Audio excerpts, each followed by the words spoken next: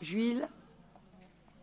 Madame la Présidente, Madame la Vice-Présidente, chers collègues, c'est une grande joie pour le groupe Front National de voir le commerce de proximité à l'honneur de la première mesure de ce volet économique du pacte rural. Depuis des années, le Front National parle de cette priorité absolue, la sauvegarde du commerce de proximité qui est créateur net d'emplois.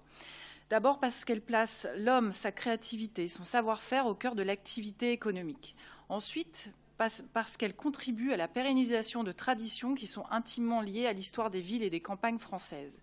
Le commerce de proximité, ce mal-aimé des gouvernements successifs qui ont privilégié la grande distribution depuis un demi-siècle, beaucoup d'autres dispositifs seraient à mettre en place qui dépasseraient alors les compétences régionales. Je cite deux exemples. La réduction des charges pour une baisse immédiate de la contribution de la valeur ajoutée et une politique foncière ciblée pour la réimplantation du commerce traditionnel avec une priorité au logement des intéressés. Mais nous sommes heureux de rendre aux Franciliens le chemin d'un avenir possible. Sauvegarder les commerces de proximité, voilà notre sujet qui est un vrai sujet. En effet, les commerces de proximité sont à la croisée de plusieurs problématiques actuelles et apportent de vraies réponses à nos modes de vie en pleine mutation. Tout d'abord, ce sont des vecteurs de lien social. Ils offrent une opportunité de développement économique et de création d'emplois. Ils répondent aux difficultés du vieillissement de la population en ruralité et à la nécessité du développement durable dans notre consommation. C'est un nouveau visage du paysage français qui se dessine car cela va au-delà du service. Les consommateurs semblent vouloir consommer différemment. Il s'agit de mieux consommer et de consommer local, d'où le regain d'intérêt qu'ont les Français pour les marchés de village.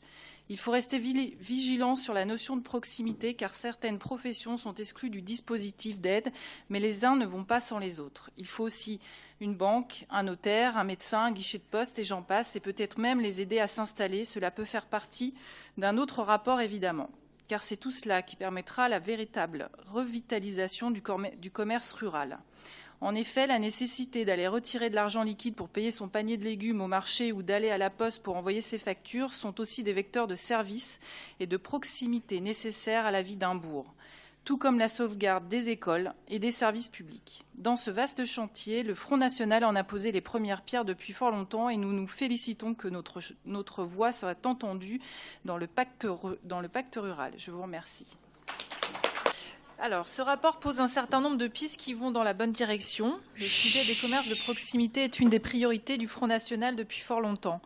Ce rapport trouve ici un début de réponse. Comme nous l'avons dit dans l'amendement que nous avons proposé sur la précision concernant les professions libérales, ces dispositifs sont perfectibles.